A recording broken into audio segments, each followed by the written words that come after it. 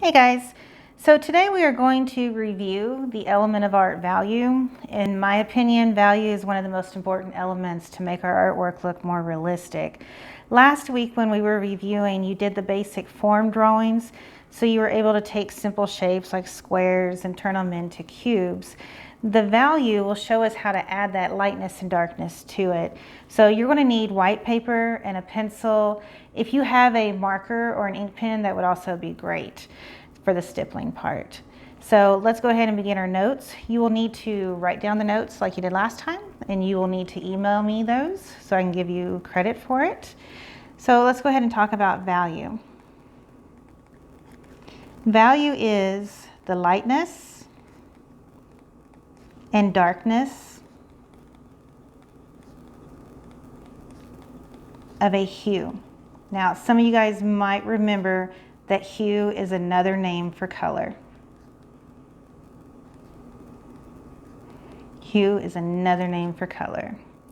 There are 4 kinds of value that we need to know. The first one is called hatching value.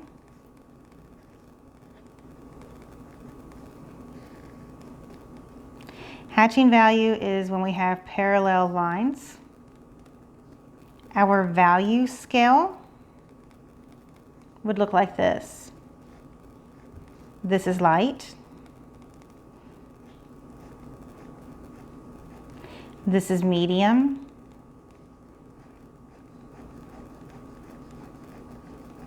And this is dark. So how did I get light, medium, and dark? I did not add more pressure to the line. What I did was, for the light, we have less lines and they are spaced out. For the dark, there are more lines and closer together. So this gives us a rule. To make something darker, you have more lines or dots closer together. To make something lighter, you have less lines or dots spaced apart. Okay, so we have our light, medium, and dark value. We are going to draw a cube. I would draw it about the size of an inch. So you have your square, diagonal line, diagonal, diagonal. This is horizontal, so horizontal at the top, vertical, vertical here. This time we're going to introduce a light source. So I'm going to say that my light is coming from this direction, and therefore I'm going to have a shadow. To create the shadow, look at where my pen is. I'm going to come right here. I'm only using pen so you guys can see it better. You need to be using pencil. And I'm going to come right here. So I had a horizontal line, and a diagonal. This creates my shadow. If the light is hitting the top part of the box, I know that this is light value.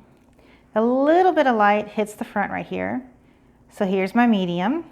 There's no light hitting over here, so this is dark, and my shadow is also dark. You will draw your cube again, right next to it, about the size of an inch. Remember, I need to see your notes. You will be emailing them to me. I'm going to create a shadow right here. If I look at the lines that already exist, I'm going to start here at the top. This is a horizontal line and this is a diagonal line. They already exist at the top. I would use one of those lines. I would not put a vertical line in here. It's not going to look right to the eye.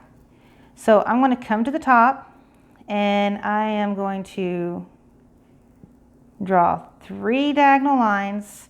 They match the diagonals here on the side. There's only 3 and they are spaced apart. There's my light value. This front part is our medium value. I have a horizontal line here and a vertical line here. I'm going to choose horizontal. Coming all the way across, my lines are a little closer together and I'm going to need more of them. Here's my medium value. This is the darker side over here. I could use diagonal or I could use vertical. I'm just going to come on in right here and use vertical lines really close together. Now you can tell if somebody's scribbling or if they're using lines. Do not try to shade it in, okay? Hatching value is only lines. For my shadow, it's straight on the ground, flat surface, horizontal lines really close together. And that would be my hatching value. This is on a flat surface. So what if it was on a round surface? We're going to use a cylinder as an example. So come right over here. I'm going to have a slight curve like a smile. Put a slight curve on top like a frown. I'm going to bring my vertical lines down. Remember, if this is curved here, this has to be curved at the bottom. Again, we're going to introduce a light source. So I'm going to get a shadow that cast. I would come about 1/4 of a way from the bottom and bring out a horizontal line. Halfway to this curve right here with a horizontal line and just a slight curve to connect it. So this goes as a shadow. If the light is hitting the top, I already know that this is light and I know that my shadow is dark, but I have this round area, this bend that I need to look at. Light should bend around it, okay? We've got this curve. That means this section is light, this section is medium, and this one is dark. Excuse me. So the light has to bend around this. If I know that this is a round object, I'm not using vertical, horizontal, diagonal. I need to be using curved lines, okay? So let's come back over here to the side. We're going to draw our cylinder again, about the size of 1 inch. Give it its shadow. The top part is light value. I have this curve here and this curve here. I'm just going to mimic them. I want to call that light value. I'm not going to add too much to that. My light is coming from this side. This side is going to be darker. I want to show lines that are short and longer to create that illusion, okay? So my first one, I'm going to come all the way across and it has to be curved. Do not use a horizontal line. You must curve it. My next one, I'm going to make a little shorter here and shorter. I could repeat that and just make a pattern if I wanted to. These lines always come to the end right here because that is the darker side. So if I cover this area up, there's not too many lines there, that's light. If I cover this side up, we can see all the lines over here and that is now dark. So we have light, medium, and dark on a round object, okay, using curved lines. Your shadow's on a flat surface. I would just use horizontal lines really close together. And it creates that illusion. So this is hatching value. Hatching value using parallel lines. Let's talk about our next one. The next one will be cross-hatching value.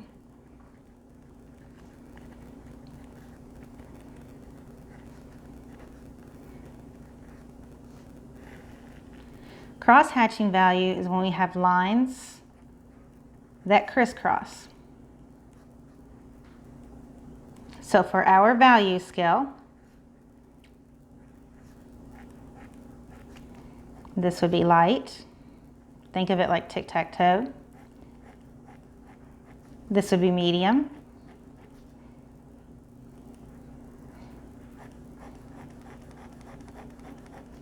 And this would be dark. Cross-hatching is one of those you can have a lot of fun with. So the more you layer it, the darker you can get it. So if I just keep going in different directions right here on this example, you can see every time I go over it, the lines are getting darker in that area.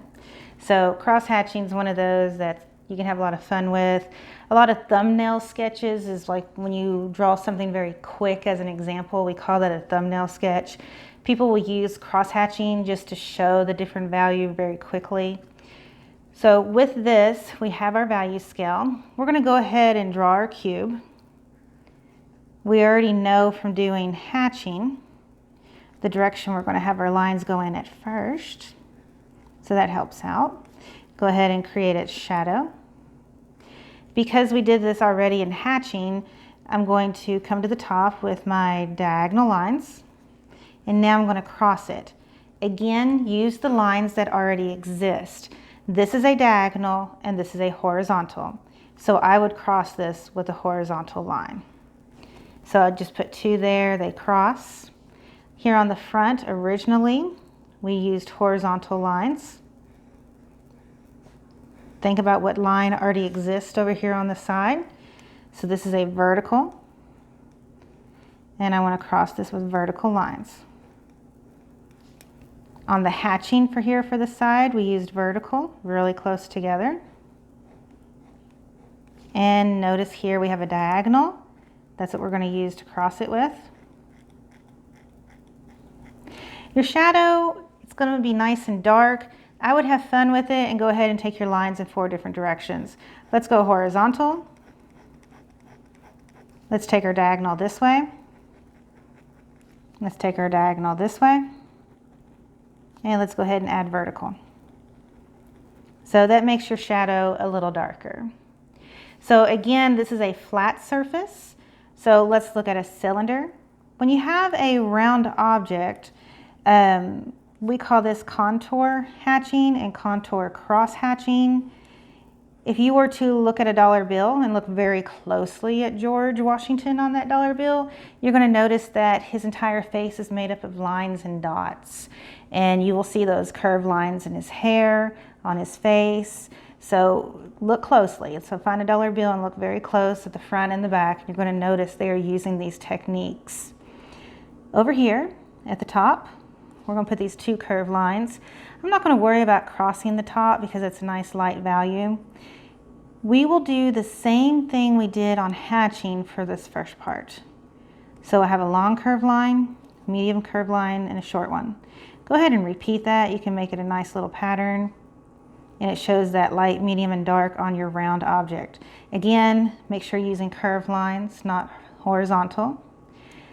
I need to cross this.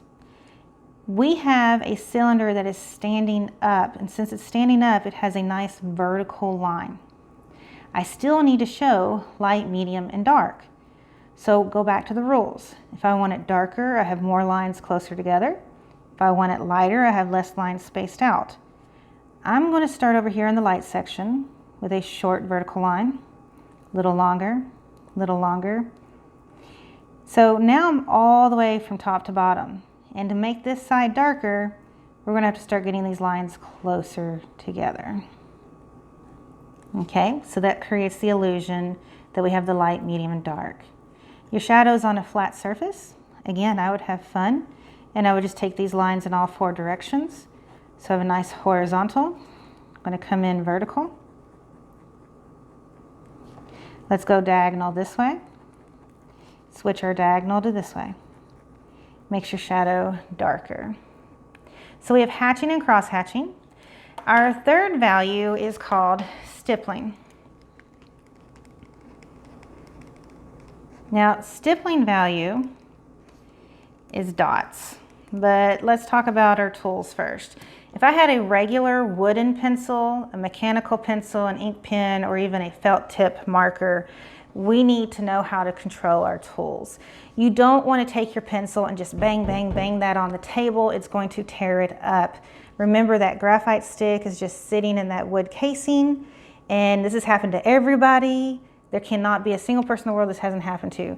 You sharpen your pencil and the graphite falls out. You sharpen your pencil and the graphite falls out. That's because you have cracked the core. So you want to hold your pencil at an angle and control where your dots go, just like you would control your lines. Mechanical pencils, you have all those little graphite sticks sitting in a hollow tube. If you are banging that on the table to make dots, you're going to crack those as well. It's just like if you're drumming at your table with the pencil. Ballpoint pens have a little roller ball in them. They can get stuck. So if you're trying to make dots and you are just, again, banging that on your paper and table, you can tear that up.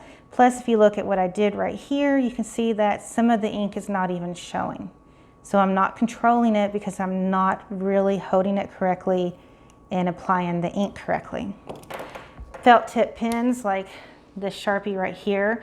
Everybody knows what happens to markers if you just bang those on the table, tears them up, and it pushes the tip into the marker. Traditionally, stippling is not done with pencil. So if you have an ink pen or a marker at home, this would be great.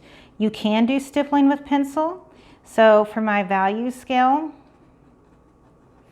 I can control where the dots go just by spacing them out here. It's light, getting them a little closer together. I have my medium, but you can see with pencil it does take longer.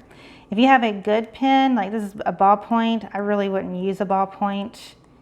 I would use a felt tip pen. So I'm going to use a Sharpie to show you this. So for our value scale, you can see when you use ink, you have full control here and you get a nice representation there of that dot. To get medium, I'm going to add the dots closer together. I'm controlling where they're going. And for dark, I mean, I can layer them right on top of each other. These are all dots, okay?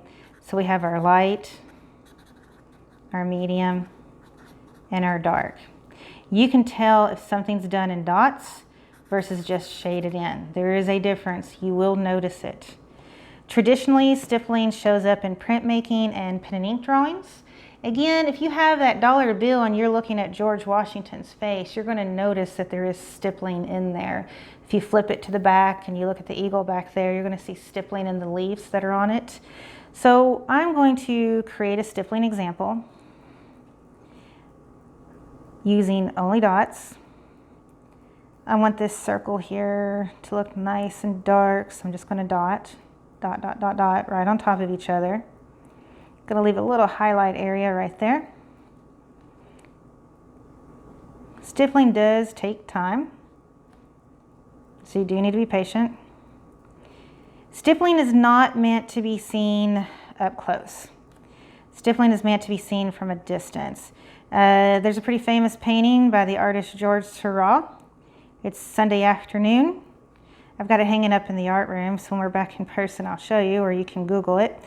It took George Seurat years to do that painting. He did it all in dots, and he did it scientifically and mathematically. So for every complementary color, so complementary colors, think Christmas, red and green, complementary colors. They look good together, they're opposite on the color wheel.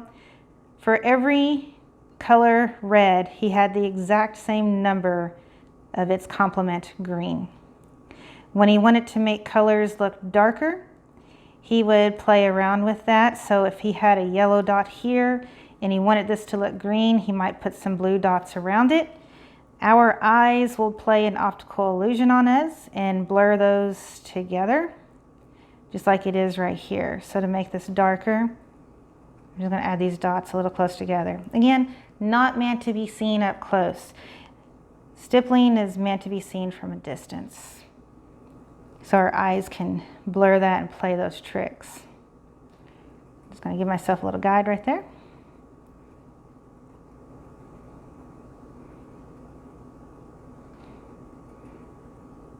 I'm pretty sure you can already guess this is going to be an eyeball.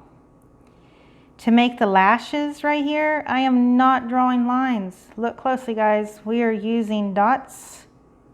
And those dots are creating that illusion that this is a line for a lash, okay? I would usually not do this in a Sharpie either because it's pretty big. I just wanted to make sure you guys could see it. I'd like this area right here to look darker. So just gonna layer these dots right there. I'm gonna come down to the bottom, create some lashes. Again, notice I'm just using dots.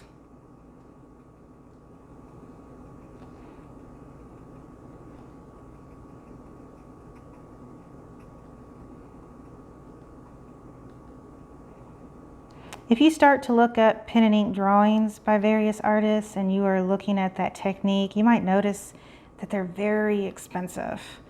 That's because it takes a lot of time to do this process. And the artists that are doing this process, they're either doing it in a printmaking technique where they have to make their printing plate, or they are using a felt tip pen of some sort to do this, and it does take a long time. So right here you can see there's a lot more I could do to it, but it does create that illusion that we have an eyeball using only dots. There is one more value that we need to talk about. Oh, I can see where that bled through the paper. And that last value is called blending value. Blending value is the one that you guys commonly refer to as shading.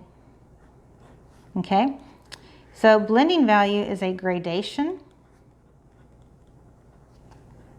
of light to dark. So if you have a wooden pencil or a mechanical pencil, for your value scale, we're actually going to create a value tornado. Our pencils are standard number 2 pencils. Some people will have pencil sets that you can buy, and they have pencils in the B scale and the H scale, and I'm going to explain what all that means. So you can have pencils like that. It's cheating, but we've all done it. Because if I was working on a drawing for a client and I had my value right here at a 6H, so that's a light value, and I stop and I have lunch and I come back and I want to work in this area again, I want it to match as a 6H, so you can see that right here. If I was drawing like this, just controlling my pressure, and let's say I come back and I don't have it just right, you can see how it creates that line right there. So we want to learn to control our tools, but you can buy pencil sets that will help you out, okay? They are helpful. So for our value scale, and I'm using a mechanical pencil, this is probably going to break, but I'm going to push down as dark as I can. And now I want to start taking pressure off the pencil. And hopefully this shows up on camera. So I have darker to lighter areas. The darker area up here is what we call the B scale. This lighter area at the bottom is what we call the H scale. We use regular number 2 pencils, and these pencils are HB pencils. I had one kid one year whose mom bought the pencils, I think at like Staples or something, and he had all 2H pencils. Those pencils are designed for offices, so if they're writing notes, let's say on a legal document, and you go Xerox it, make a copy of it, it won't show up. So every time he was trying to color heavy, it would not work because he had H pencils. Our pencils we can darken by adding pressure. The darkest one you can get is actually called an ebony pencil, and those are really nice and dark. So a B scale pencil, we're going to have our darker values. That graphite stick is actually soft. And for an H scale pencil where it's lighter, that graphite stick is actually hard. So we know that these are the darker pencils and these are the lighter ones. For that kind of shading, and guys, again, we're learning to control our tools. So if I'm shading a dark area like this, I would stay in one direction with that. If I want it to go to the medium, lightening that pressure up, again, stay in one direction. You don't want to be all over the place. And I can lighten it up again and again. So what you don't want to do when you're shading is start coming in all these different directions, all right? You want to control what you're doing. When it comes to blending this, there are little tools that you could use to help blend. You can actually buy a blending stump. So you can actually buy a piece of paper that's rolled up. You can make a blending stump just by taking your own piece of paper. I like the side here where the fibers are showing, and you can roll that up and you can use that to make a blending stump to help blend this right here. You could use tissue. You don't want any tissue that has lotion on it. So think of something like cheap school toilet paper. You don't want like a Kleenex that has lotion, but that can help blend. Do not blend with your finger. We all have that habit. I'm guilty. Sometimes I want to come in and I blend with my finger. The problem with that is that we have natural oils on our finger, and I'll show you. If I get some graphite on my finger right here, and then I touch right here, you're going to notice my fingerprint is showing. That's because the oils on my finger have embedded in that. I could go wash my hands right now, do this again, and it's gonna happen again. So blending with our finger is not the best idea.